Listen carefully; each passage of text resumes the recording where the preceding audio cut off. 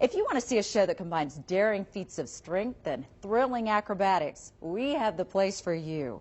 Quidam, a traveling version of the Cirque du Soleil show, is making its way across the country.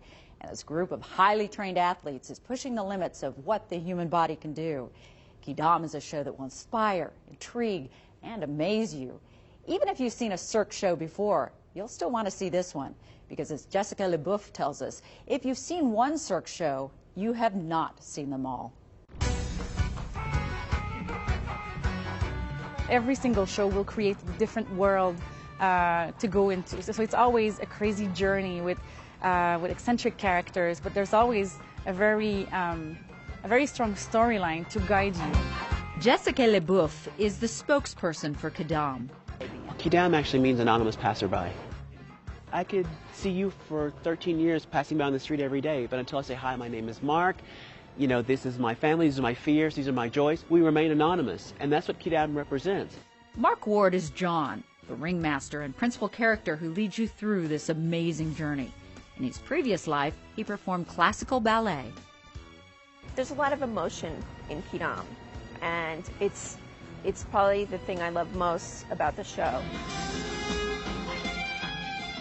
Quidam, this one is more like Alice in Wonderland, like more dark at some places. Quidam it's the one that is closest to the dream, actually. When you get into the imagination world by yourself and then you decide that there is no limits, that's basically what you're going to see in this show. Quidam is the most human show from Cirque du Soleil, so we deal with human characters. We take you to the fantasy world, of course, but through human eyes. Mark has been playing this role for 14 years. So how does he keep it fresh? Well, that's partly Georgia Stevenson's job. She's the show's assistant artistic director, and as such, she works very closely with the artists every single day. Giving them feedback, doing what we can to keep them inspired, keep them motivated, keep them performing at their best. Georgia is seventh-generation circus. Both her mother and father were circus performers. It's a really inspiring environment to work in. Everyone is so good at what they do, and it keeps you on your toes. You know, there's no time to be complacent. But communicating with everyone can be a bit of a challenge sometimes. Oh, on tour here we've got, I think, over 20 different countries represented. So there's a lot of sign language that we use. There's a lot of universal terms that everyone comes to understand. It's beautiful because sometimes you see people communicating with each other in their second or third language. The language barrier is one of the easiest issues to overcome. Just putting the show together takes an amazing amount of work. Well, just to set this up, basically we have 15 semis of equipment that we bring into each single arenas. We have one of those semis for costumes only. We have over $1 million worth of costumes. It's 2,500 pieces of costumes that are all handmade for each single performers. At any one time, 22 Cirque du Soleil shows like this one are going on all around the world. Over the years, 100 million people in 300 cities in over 40 countries on 6 different continents have seen one of these shows. If someone comes to see the show for the first time, they're going to be blown away. They're going to see music, acrobatics, dancing, acting, singing. It's like going to Broadway, a gymnastics meet, and everything all in one. The cast of the show includes Olympic athletes, martial artists, people who played competitive sports, and professional dancers like Mark. So how does Cirque find these amazing performers? After coming up with the theme of the show, creators scour the planet looking for someone who has the skills required to execute the stunts.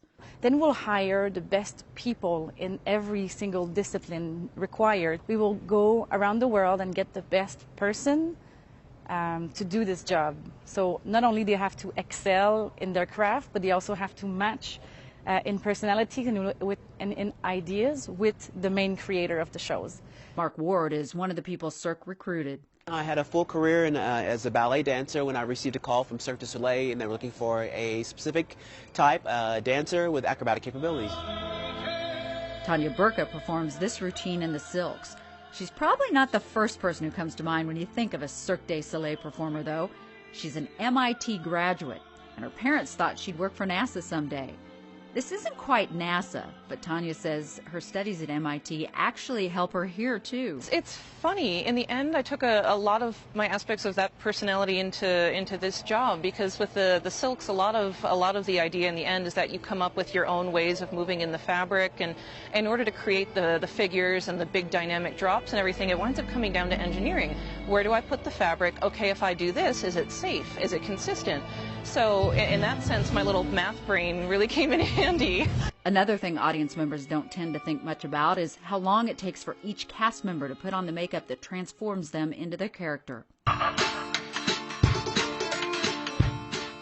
Each of these performers is given a pattern to follow to create their specific look, and they spend hours a day making that transformation. So I've been doing almost 2 hours of makeup for almost 20 years now.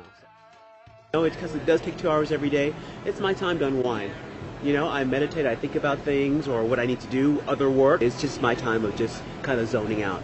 It is something that I have to do every day, so I have to make it enjoyable. I think of like airbrushing.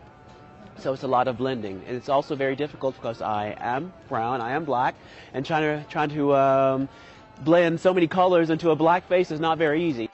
Despite the fact that these performers have been doing this show thousands of times, Mark has done it more than 6,500 himself, each performer still works hard to make every single show better than the one before. This stage is set up behind the stage the audience sees, and each of these performers practices every single day. We train all the time so that we're at the tip-top shape, acrobatically as well as mentally and physically. So for myself, I train 3 or 4 times a week at the gym. I have rehearsals here, and then I have my 8 to 10 shows depending on where we are. Cirque du Soleil values qualities like passion. Everyone here has a passion for what they do, whether you're an electrician, an acrobat, a singer, an assistant artistic director. We all love what we do. We care a lot about what we do. That's why we are able to uphold the standards that we're known for.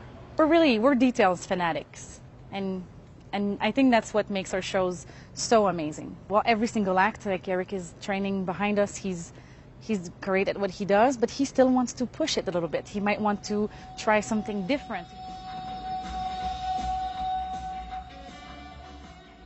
After each performance, they hold post-show meetings. Well, basically we go over what the show, the stuff that were good, the stuff that were bad, the stuff that we can make better.